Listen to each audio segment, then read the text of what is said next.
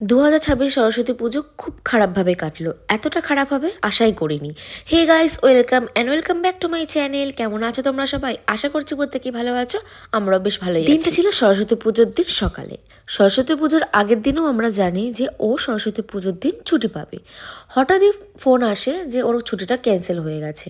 তো এই কারণে সরস্বতী পুজোর দিন আসাও হয়নি। আমরা অনেক আগে থেকে ঠিক করে রেখেছিলাম ও একটা পাঞ্জাবি পরবে আর সেম ম্যাচিং আমি একটা শাড়ি পরবো আর সেম ম্যাচিং এ পাপাকেও একটা পাঞ্জাবি পরাবো। এই যে পাঞ্জাবিটা পরে দিয়েছি দেখতেই পাচ্ছ। কি করা যাবে, সকাল থেকেই কিন্তু আমার খুবই মন খারাপ।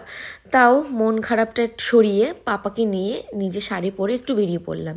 ও যেহেতু ছোট মানুষ, ওকে নিয়ে যদি একটু বাইরে বেরোই ওরও ভালো লাগবে, একটু খেলাধুলাও ওর হয়ে যাবে। ওই বাড়ির সামনে একটা মাঠ আছে, ওখানে সর্ষে ক্ষেত রয়েছে, ওখানে একটু ছবি ভিডিও করে তারপর বাড়ি চলে এসেছিলাম। সকাল থেকে যেহেতু মনটা খুবই খারাপ লাগছিল, তাই ভাবলাম যে যাই কলকাতায় গিয়ে ইন্দোর সঙ্গে দেখাই করে আসি।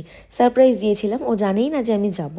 তো ওখানে কলকাতাও না খুব বড় করে দুর্গাপুজোর মতন সরস্বতী পুজো হয়, তাই একটু ওর সঙ্গে দেখা করে ওখানে কয়েকটা ঠাকুর দিয়ে কিছুটা টাইম কাটিয়ে খাওয়া দাওয়া করে তারপর বাড়ি চলে এসেছিলাম। একটু মনটাও ভালো লাগছিল। আর এবার সরস্বতী পুজোটা এতটা খারাপ কাটবে আশাই করিনি। সকাল থেকে মনটা খুবই খারাপ ছিল, তারপরে বিকেলে গিয়ে ওর সঙ্গে দেখা করার পর মনটা একটু ঠিক হলো। তোমাদের সরস্বতী পুজোটা কেমন ভাবে কাটালে অবশ্যই কমেন্টে জানাতে ভুলো না।